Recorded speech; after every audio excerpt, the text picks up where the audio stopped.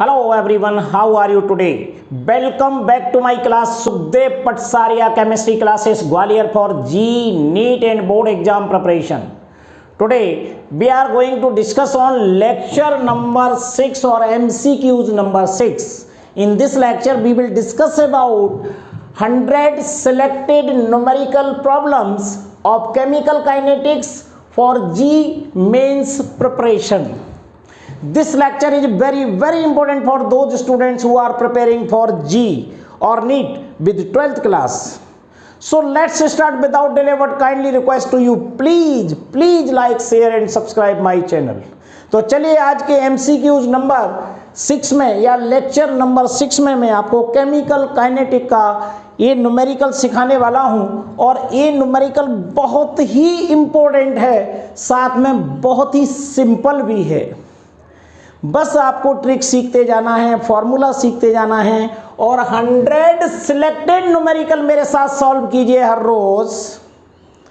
और जी एडवांस में आसानी से सिलेक्ट हो जाइएगा।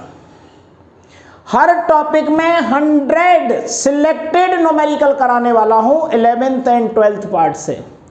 ये सभी क्वेश्चन प्रीवियस ईयर के पेपर से हैं और मैंने सिलेक्ट किए हैं कि हर थ्योरी का एवरी पार्ट उसमें कवर हो जाता है, तो आपको न्यूमेरिकल की प्रोसेस समझ में आ जाएगी।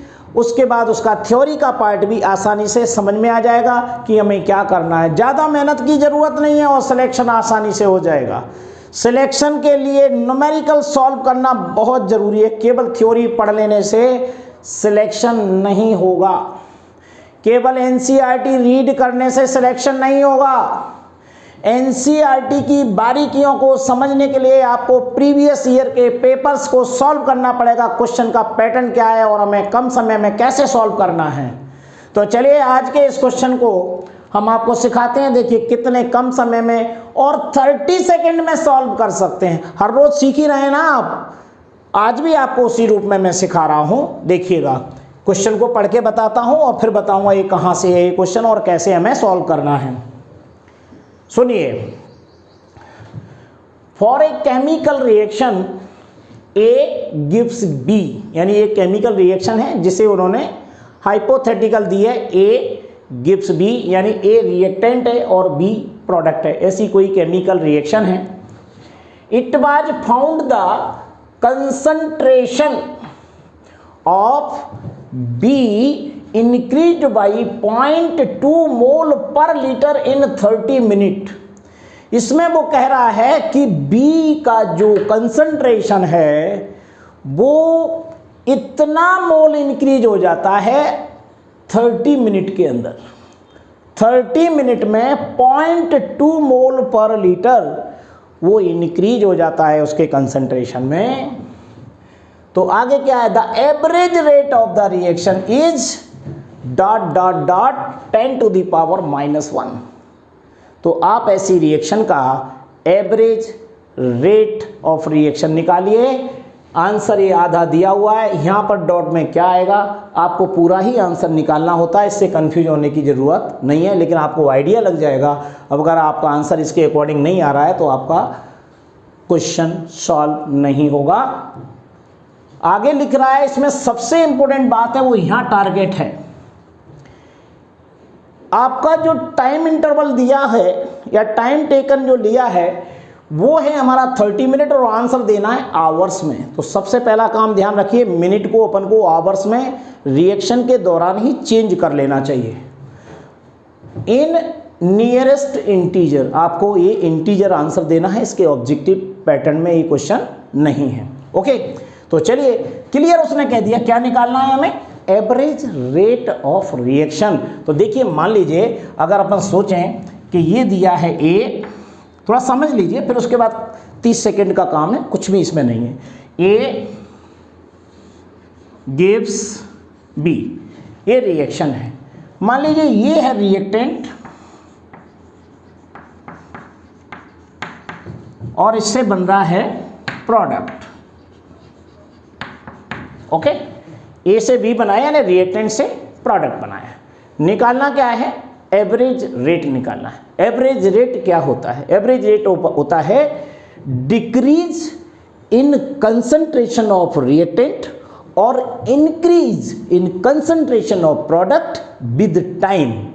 टाइम के साथ में रिएक्टेंट का कितना कंसंट्रेशन कम हुआ या टाइम के साथ कितना प्रोडक्ट का कंसंट्रेशन इंक्रीज हुआ, इसी को बोलते हैं average rate of reaction.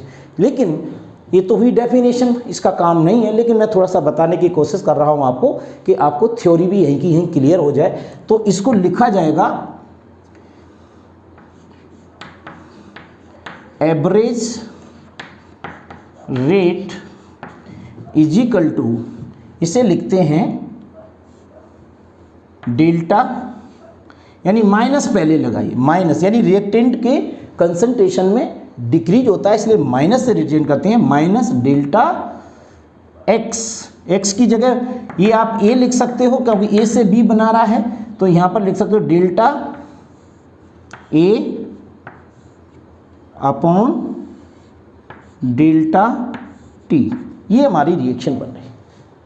Average rate अगर रिएक्टेंट के लिए तो ये रिएक्शन होगी, और अगर प्रोडक्ट के लिए निकालना है तो ये होगा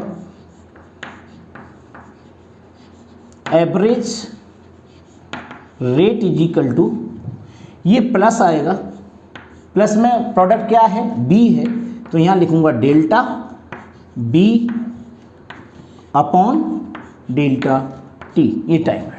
ये फॉर्मूला होता है। डेल्टा की जगह आप स्मॉल डी का उपयोग भी कर सकते हो, लेकिन एवरेज रेट में रियल में डेल्टा का यूज किया जाता है, लेकिन इंस्टेंट टाइम हो तो स्मॉल डी का यूज किया जाता है। तो ये एवरेज रेट का फॉर्मूला है।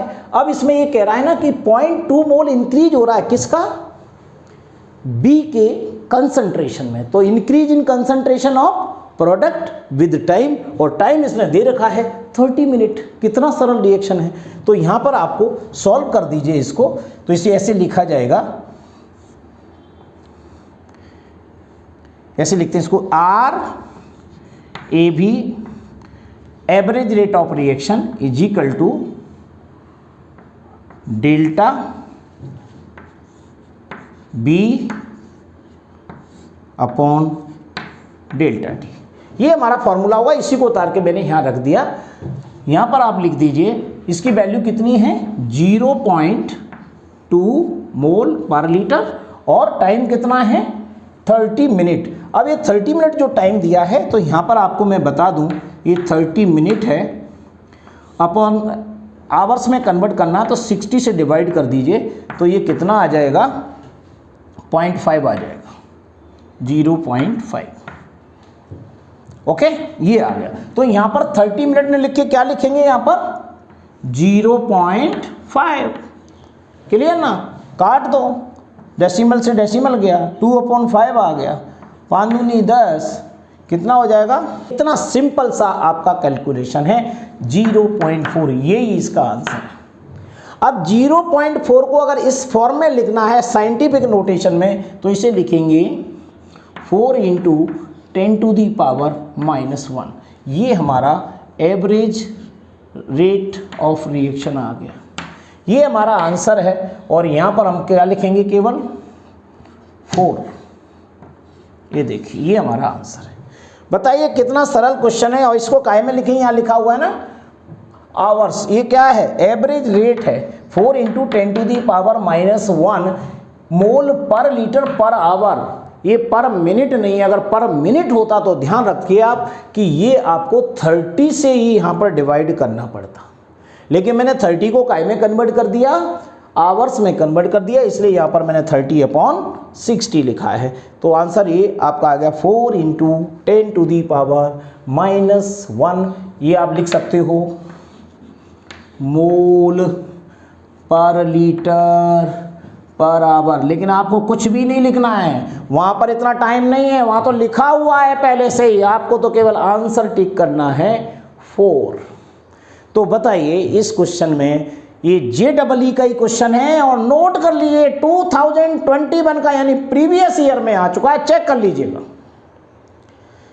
जब हमें जी मेंस में ऐसा क्वेश्चन पूछा जा रहा है तो हमें उसी पैटर्न पे तैयारी करना है, जैसा क्वेश्चन आता है उसी पैटर्न पे क्वेश्चन आएगा। हर पैटर्न आपको 100 क्वेश्चंस में मिल जाएंगे। ये 100 क्वेश्चंस में मैं सारे के सारे केमिकल काइनेटिक में कौन सा भी कॉन्सेप्ट होगा सब कुछ आ जाएगा। बस आपको करना सीख लेना, कैसे क्वेश्चन को करना, देखो सरल सा, वहां आपको ये भी नहीं लिखना है सिखाने के लिए, आप तो डायरेक्ट लिखिए 0.2/0.5 = 0.4, 10 सेकेंड में क्वेश्चन हो रहा है, तो फिर घबराने की क्या बात है। 100% केमिस्ट्री में मैं आपको दिला सकता हूं 100%। बस मेरे साथ जितने 30 टॉपिक्स हैं वो सभी के 100 क्वेश्चन मेरे साथ, करीब 3000 ऑब्जेक्टिव हैं, ये आप कर लीजिए, आपका सिलेक्शन में कोई रुकावट नहीं होगी। तो चलिए लेक्चर नंबर 6 देखने के बाद आपके मन में कोई विचार आता है तो प्लीज मुझे कमेंट सेक्शन में जरूर बताइएगा। So thank you very much. Next lecture will be continue. ध्यान रखिएगा, हर रोज रात 8 बजे, हर रोज रात 8 बजे आपको मेरा वीडियो देखने को मिलेगा।